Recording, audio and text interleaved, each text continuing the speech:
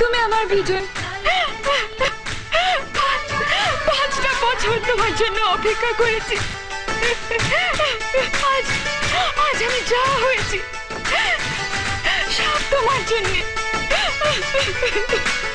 যখন তোমাকে মারতে বললাম তখন বললে না কেন?